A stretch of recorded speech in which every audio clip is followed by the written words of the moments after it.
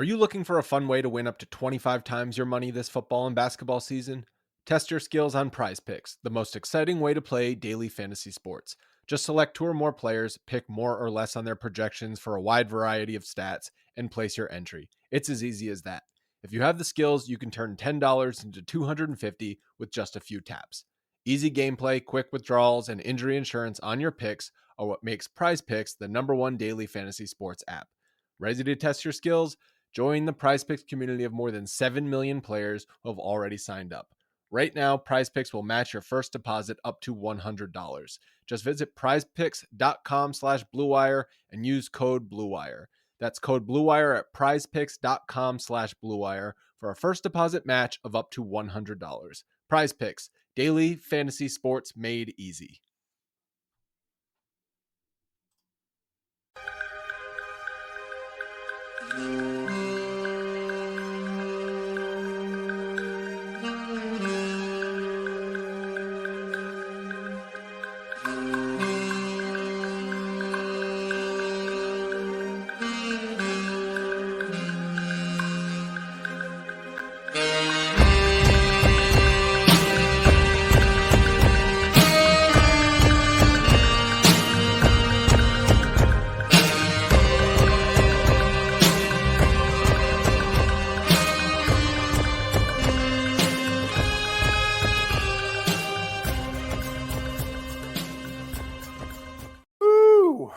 Hi, folks. Welcome back.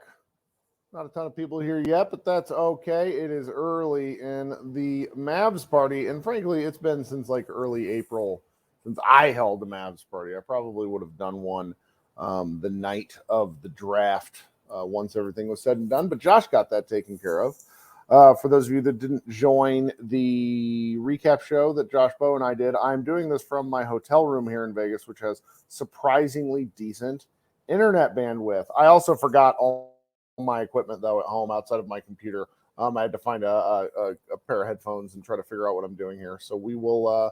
I apologize in advance for the audio quality and for the video quality. My man Leo already let me know that it's not a very flattering camera angle, which is absolutely the case. So if you're new here, if you've never done this before, pinned in the YouTube comments is a link to join the show. I will bring you up here. We will talk about whatever it is you would like to talk about, and then we can kind of go on with our evening. If this needs to be a 15-minute show, that's fine. If we have plenty of comments to make in an hour, I don't have anything to do right now, so that sounds like fun too. I got one guy waiting, and my man Leo right there. So please, pop in here, write questions in the chat. I can kind of try to answer those as need be. I'm looking forward to chatting with people. All right, coming up first is my man Leo. Leo, what's going on? Doing pretty good, Mr. Kirk. Just a quick hot take for some good vibes. Are we maybe underplaying how well our rookies played? Because that Thunder team had some rotation players that had decent minutes last year, and it wasn't like Hardy looked really good. I know some people were complaining online about his efficiency, but it's like he was the only competent offensive player on the floor, and he was getting double and triple teamed. It looked nice. His shots until like the last couple of threes didn't look forced. And as far as offense and defense from Lively, he doesn't know how to set a screen, but that defense looked amazing. Like the fact that Chet could not do a thing against him was nice. Yeah, I think if you're discussing the underplaying elements of it so far, I think it would have to be what you just mentioned about Lively and Chet.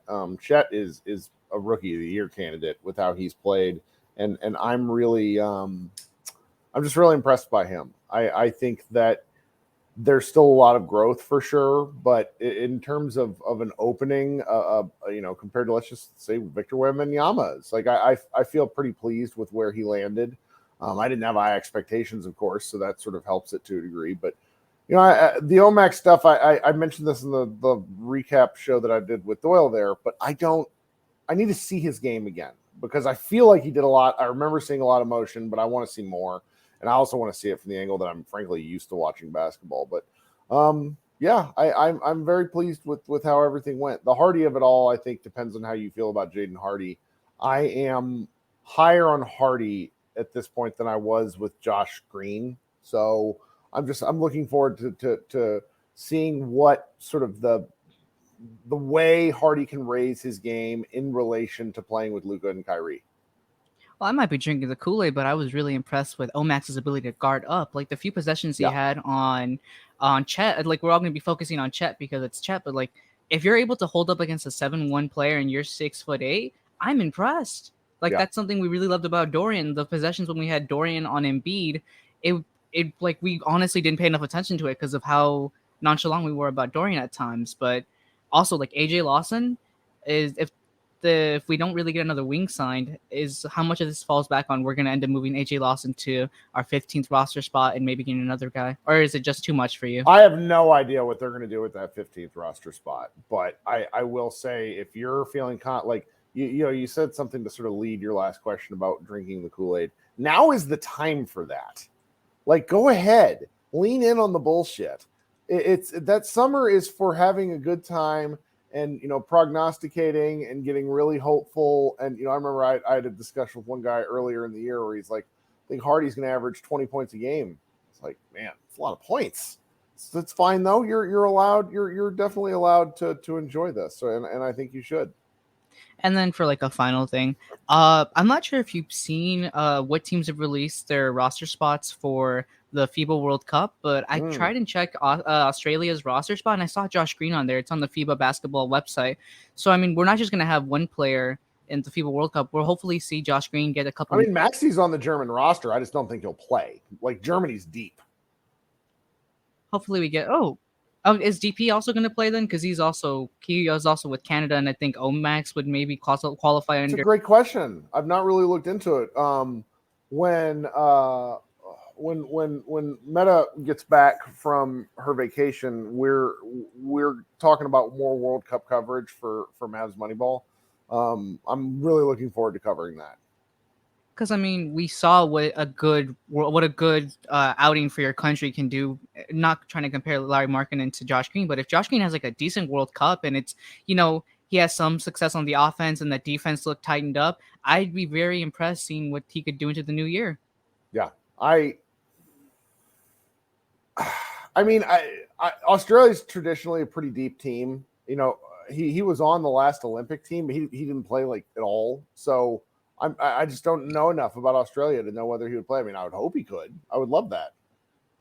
All right. Thank you, Mr. Kirk. Sure, man. Thanks for joining. Thanks for getting us started.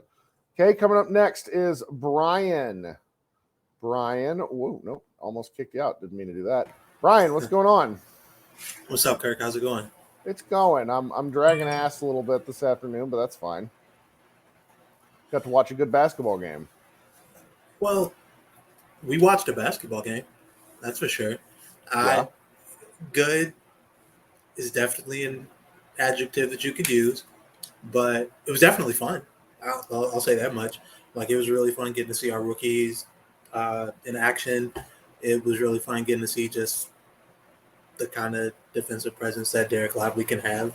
Because, like, especially at the beginning of the game, he owned the paint defensively. OKC wasn't even going into.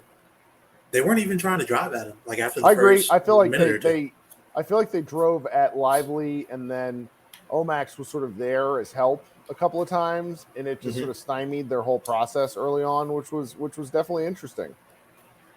Yeah, it was really refreshing and nice to see a team just not, go up against a team wearing Dallas Mavericks jerseys and just think, ooh, food in the paint. For sure. So that was really cool.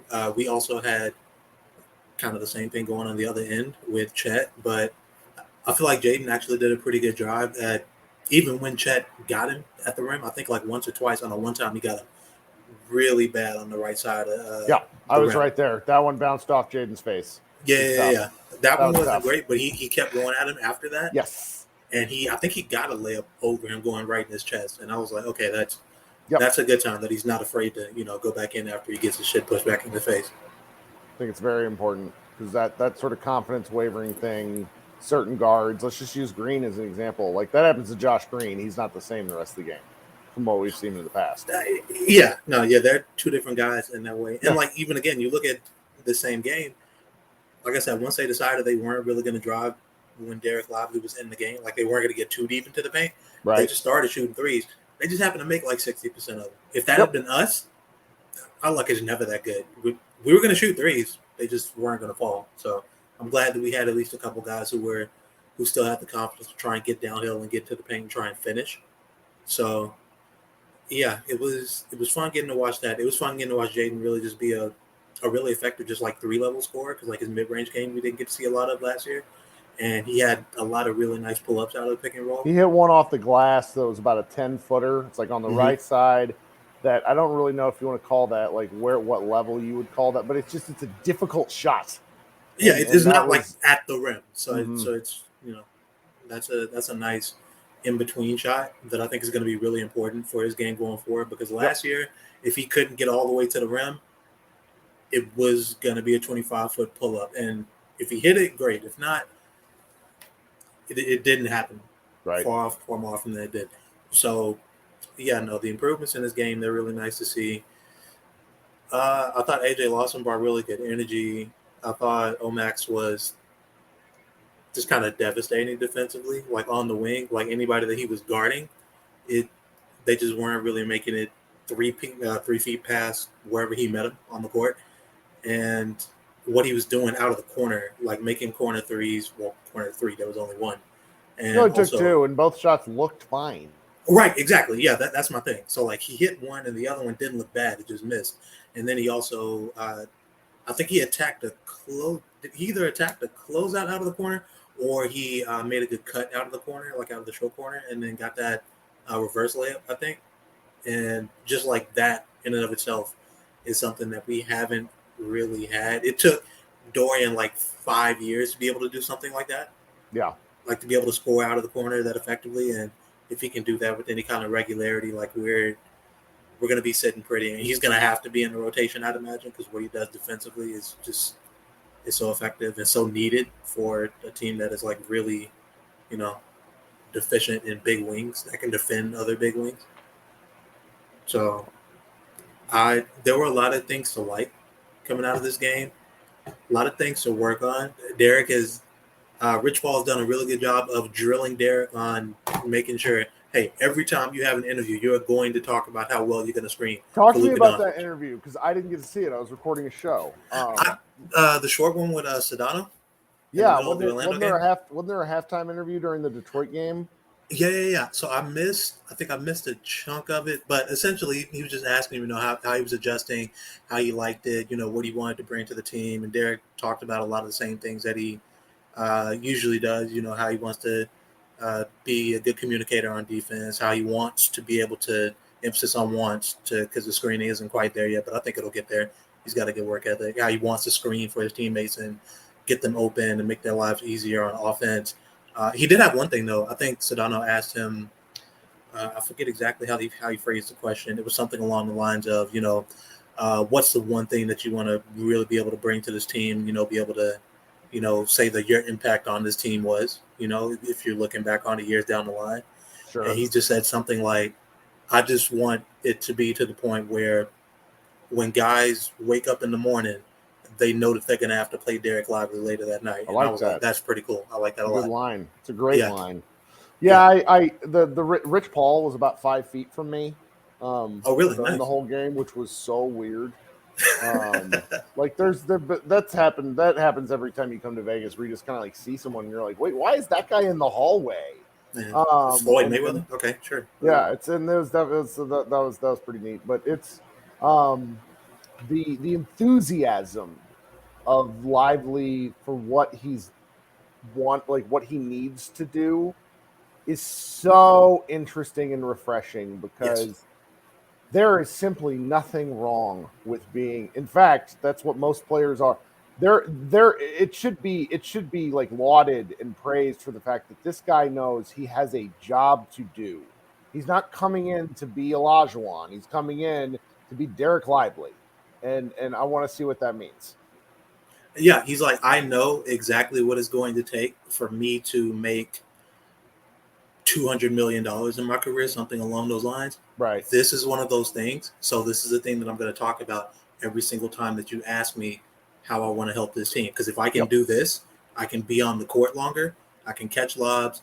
I can defend. If I can do that, there's a 10 to 12 year very lucrative career waiting on him because everything else I don't think is, really going to be asked of him. He's just going to be asked to do like those three things really.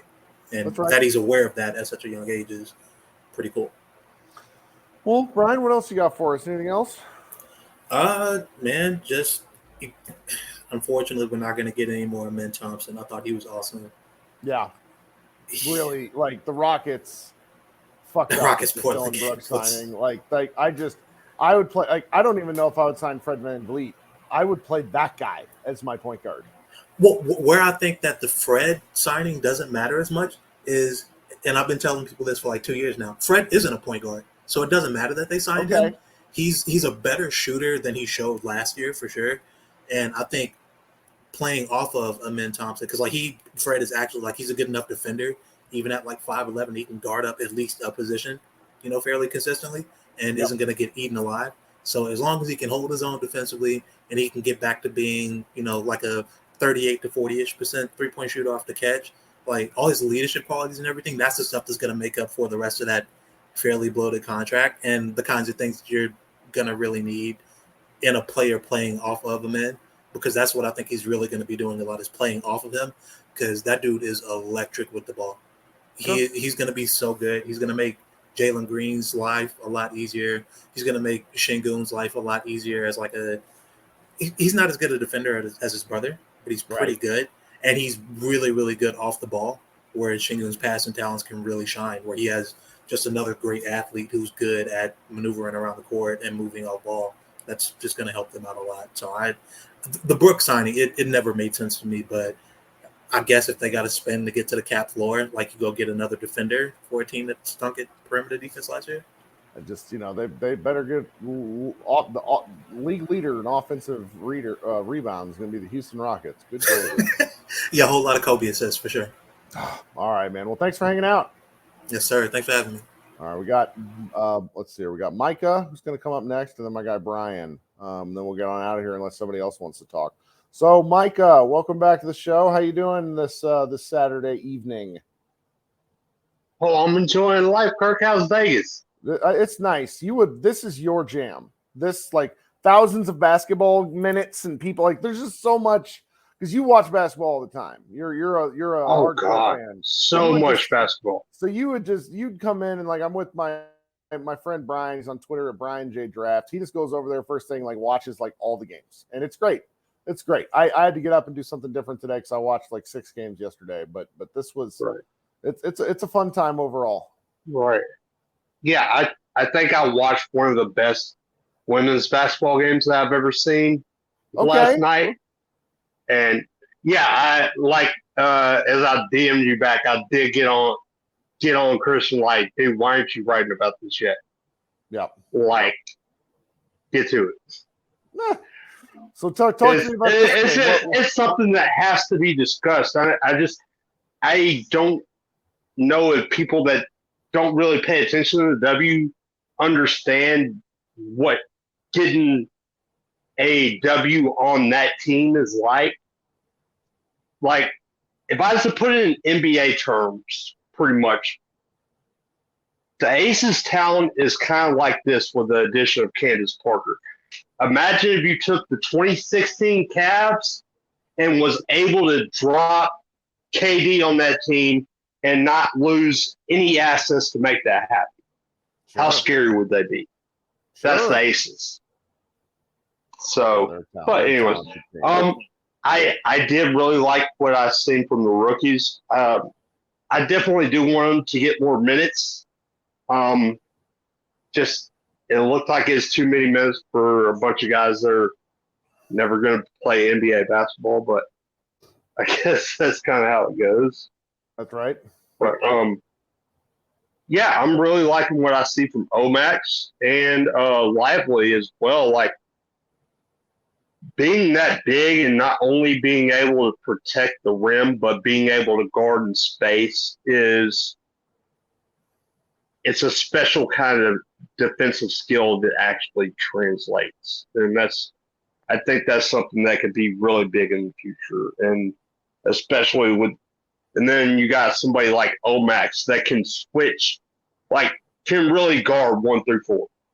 was able to switch between Chet Holmgren and Kassan Wallace. So, I mean, I think they got something special. Like, well, I'm just ready to see how it translates in the future. Good. I mean, I think Omax is going to get they're going to have to fight to keep him off the court. Pretty much.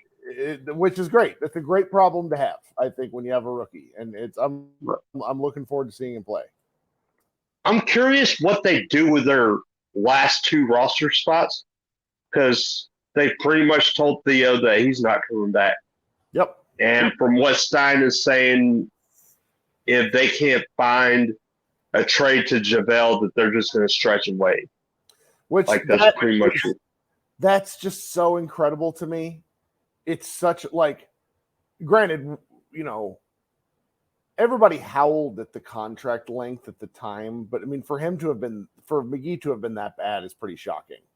But what are you going to do? But I really don't know what I almost don't want them to stretch and waive McGee. Maybe I'm wrong, because then how long would he be on the books at that point? I don't know. I feel like. So I know he has about $12 million left on his contract. Yeah. So I guess it depends on how many years you stretch it. Probably, if I was to guess, probably something like 4. It ends up being like 3 years of dead money. Scott CBA Mavs could tell us this, but I'm tired and I don't feel like thinking about it. Right. Yeah, pretty much. He would end up being, well, I guess Tyler Bay and Tyrell Terry, who just were now off the books this year. Yep. Well, what else are you thinking about this game tonight? I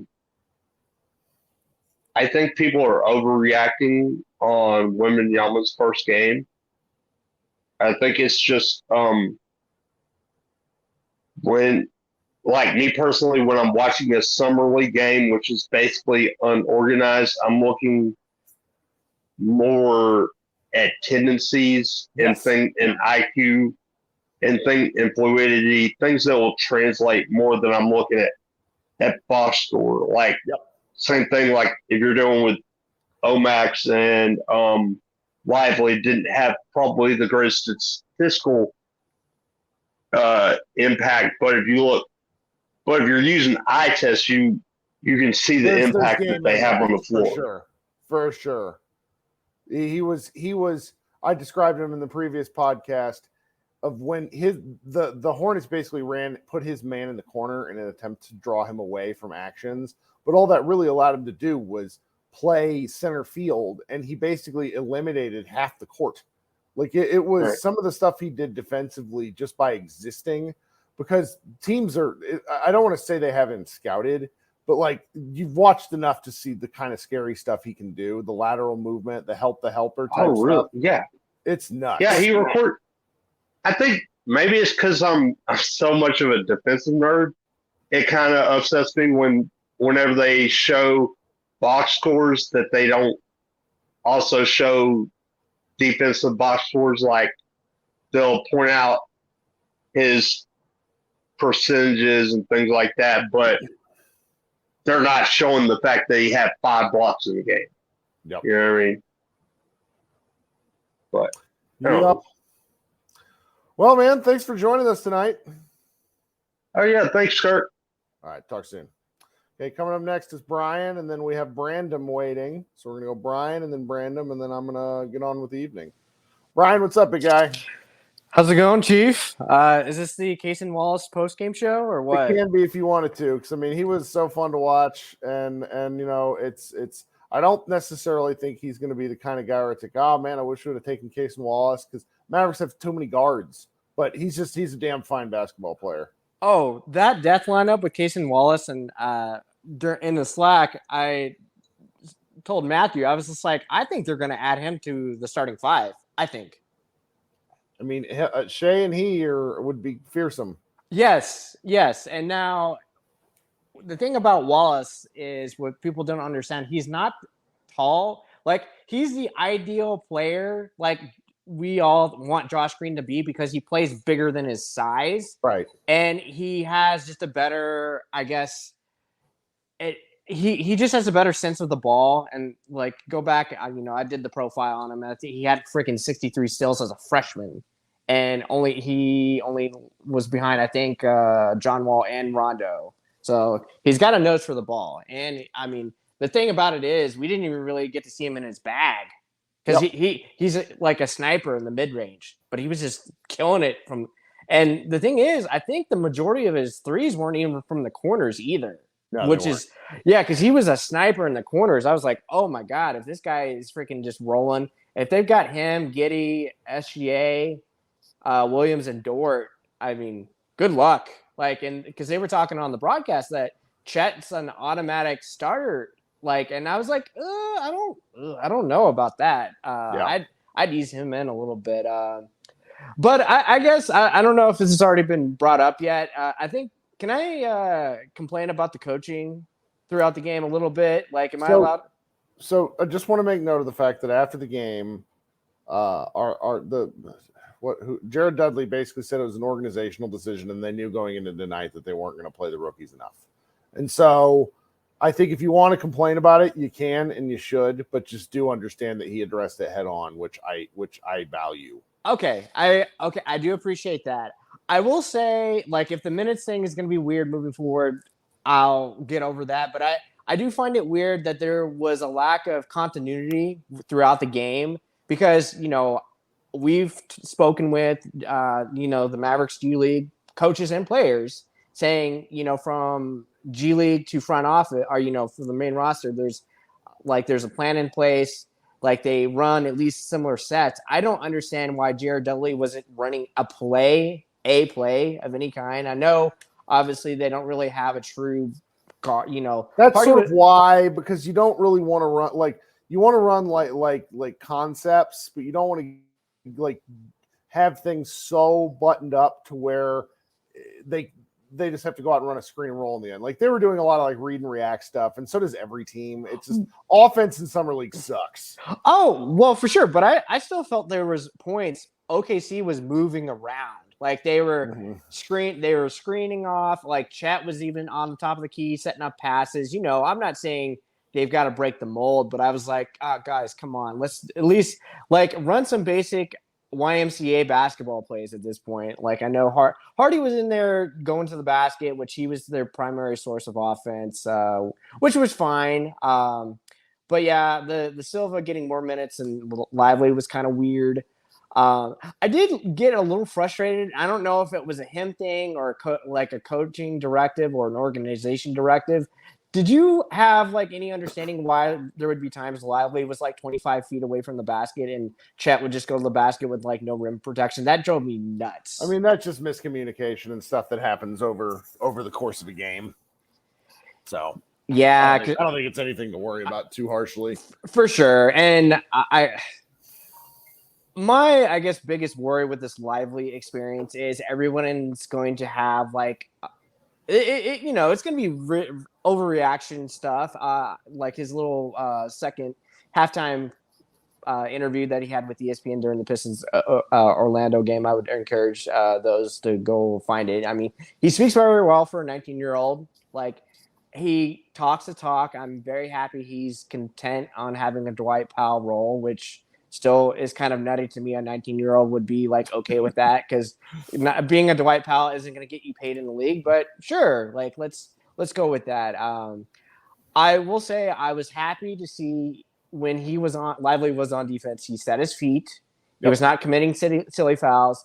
I do worry they are going to just have to teach him how to set a screen. But that's something they can do. Yeah, I mean, which is kind of shocking to me because they not teach that stuff in college at all. Or and Duke ran a motion offense. So, and when you're a guy like that in high school, you probably don't have to do certain types of things. And so he'll be okay. He really will be okay. Screens are a thing someone can actually learn. You just have to commit to it. Yeah, and hopefully they put him in better situations offensively because they got to stop giving him those like below the knee passes. It's like you guys like, that's hard for even a veteran to like recover and put in. Like, don't put him in a position where he can't do that. But yeah, I mean, overall for the things he's supposed to be good at, I think I was satisfied. If not, like he exceeded expectations. But I worry that people are going to put more onus like on like development, and it's just like, guys, he's a 19-year-old. Well, you develop by playing. Yeah, I think he'll be okay. I think he'll be fine, but I think there'll be this weird, I guess, groan from a fan base. It's like, he should be doing more. He's like, guys, sure. That's gonna happen. So you just kind of got to deal with that. Yeah. Would have liked to see some Walker minutes today. Like, I don't know what Dudley was doing. He was just we were just seeing a lot of Chris Silva. Like, yeah. But hopefully, because at least these games where it's just like Hardy handling the ball, and then it's like, okay, we'll throw out Miles. Walker is very fun. He's a fun water bug. I don't know. He probably different guys will get different opportunities at different games. Like, there's just going to be times when we won't see some of these guys at all. Yeah, that happens every summer league for sure. Did they already say like? Is Hardy done, or is he? No, he'll probably play a couple. He'll play at least two. Okay, cool. So. All right, buddy. I'll let you go, but appreciate you covering, and we'll talk soon. Yep, thanks, man. All right, guys. I actually have to go. My wife's called me twice, and she knows I'm doing this. So if she's calling me twice, it means I need to talk to her. So I very much apologize for getting off early. There's another game on Monday. I'll probably try to do this again because what else am I going to do? Thanks for hanging out with us tonight. Brandon, I see you in there. I apologize for not being able to get to you, but I just need to head out. So, head over to Mavs Moneyball. Plenty of stuff written over there. Thanks for hanging out on Pod Mavericks Mavs Party. Talk soon, guys. Bye.